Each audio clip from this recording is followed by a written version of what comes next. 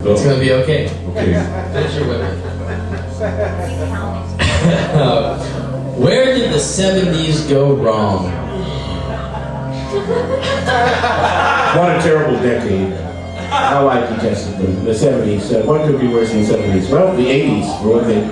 But where did the 70s go wrong? It's easy to see where they went wrong. Where they went wrong is in the way they tried to do right. And that's kind of funny, isn't it? Because often our biggest mistakes are when we try to do the right thing, but we try to do it in the wrong way. And so the right thing becomes the wrong thing. And that's what we've done, and that's what we have to live with, because it becomes our thing, because it's everybody's thing. It's a time period. What we all lived through. And here's what they did that was so wrong. What they did that was in that decade was try to prolong and repeat the decade that just went before it. You know, you can't hold on to that previous decade and try to channel it into your new decade without causing some sort of perturbation, disruption, winding sinusoidal anomalies in the firmament. In fact, strange distortions of social and political movements, where things which were proscribed become de rigueur. Now, of course, this is obvious, but in such a short period of time, it is not. Okay, here's the important question. Are you ready? Where the mangoes grow and the mangrove grows, Ollie Molly do all the day. Okay, I want to know, do unicorns really shit rainbows?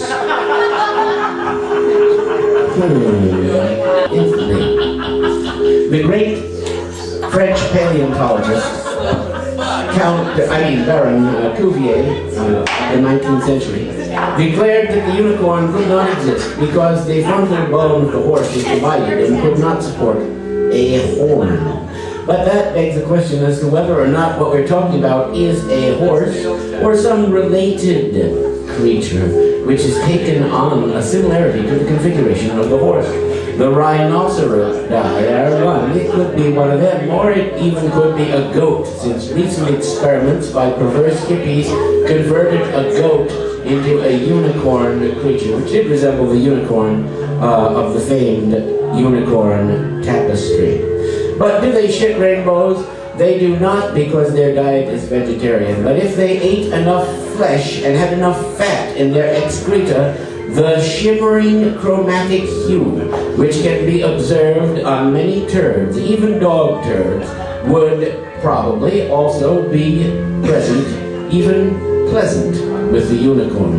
Depending on how closely the unicorn hews to the equine line, which is only now being discovered as the horse genome is being given computer analysis.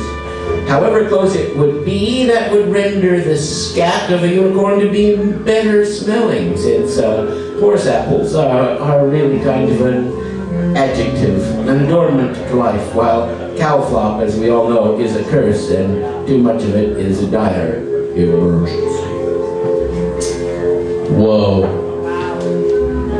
So we have laid the unicorn in his grave, although I didn't tell you the method of catching one. And now we're going to deal with these, our final questions. We only have 2 questions left, ladies and gentlemen. Here we go. That is suspenseful as can be. Why are Klingons such a popular Trekkie cosplay? In other words, why would anybody want to be a Klingon? Why would this have anything to do with anyone's ambition? Why would this have anything to do with any level of reality? Can't one just watch the damn show? Do you have to play the peacock and put on a preposterous coxcomb and strut and simper like a Klingon? Well, the answer is that you do. You know, once I was at some sort of science fiction convention, something like that, and in the bathroom there was a Klingon having the loudest, most troublesome bowel movement ever occurred by a human being, and he was vocalizing too. But I shouldn't be prejudiced against Klingons for that reason. However, I do have a prejudice against them, and the reason is they are a namby-pamby way to represent aliens. If we meet aliens, they're going to be so different that we won't even be sure what we're looking at. They'll be of a different clay. They won't be of a guy with special bumps added to his head, and that makes him alien. You know, there are a lot of people with bumps right here on our planet. And they've grown. The horns of the satyr are a pathology on some. Yes, people have grown horns. Look it up on the internet. But, so they have horns, and they have a lousy language full of spitting and expletives, and they have bad dental hygiene. This can all be found on Earth. But in order to be receptive to art, which is ultimately the most desirable position to take, one must accept this farrago of malarkey and moonshine for the sake of following the story. Besides, even they recognized after a while how ridiculous it was to have to accept this, and started creating special structures in the backstory to support the plausibility. Incidentally, Lieutenant Worf here, the most famous Klingon of modern times, was raised not on the planet that the Klingons came from. He was raised in New York by a little old Jewish couple. I'm not kidding, in the story. And so there you go. This is what you want to dress up as, the pathology, the psychopathology. It's fascinating. One could write a dissertation, or one could move on to the next question. Okay then, and the last question of the night is as follows from Sean Kelly. If you're invisible and you barf, is your barf invisible? Wow, that's a good question. Well, because it was invisible when it was in you, but then when you... That's right, isn't it, Chicken? What? For the barf to be invisible at the time that it's inside the invisible person, well then it might fall outside the field of invisibility and become visible.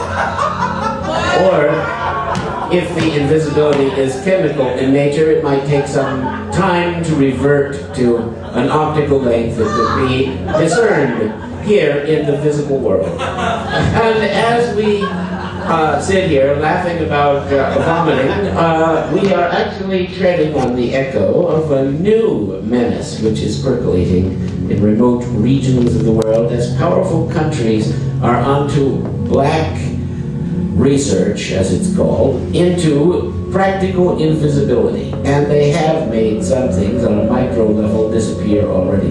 Now once we get invisible yuckers roaming the earth, we might as well all just quit. So this is, there's no political advantage to this. It'll just bring everything to an unpalatable I think halt. you're backpedaling now. So, Want another energy drink? Dover Beach by Matthew Arnold. The sea is calm tonight. The tide is full. The moon lies fair upon the straits. On the French coast, the light gleams and is gone. The cliffs of England stand glimmering and vast out in the tranquil bay. Come to the window. Sweet is the night air. Only from the long line of spray where the sea meets the moon-blanched land, listen, you can hear the grating roar of pebbles, which the waves draw up and fling at their return. Begin and cease, and then again begin with tremulous cadence slow, and bring the eternal note of sadness in. Sophocles long ago heard it on the Aegean, and it brought into his mind the turbid ebb and flow of human misery. We find also in the sound a thought, hearing it by this distant northern sea. The sea of faith was once too at the full, and round earth's shore lay like the bands of a bright girdle furled. But now I only hear its melancholy, long withdrawing roar, retreating to the breath of the night wind down the vast edges drear and naked shingle of the world.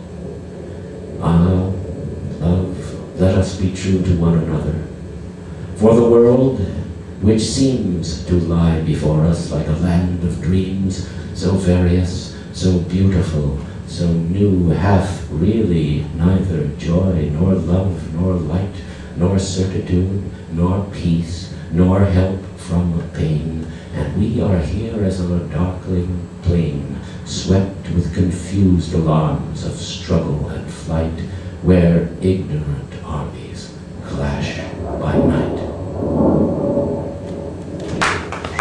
Hey, thanks a lot for coming. Maybe we'll see you next week. See you next week, folks. I leave you in the capable hands of Mr. K.R.O.B.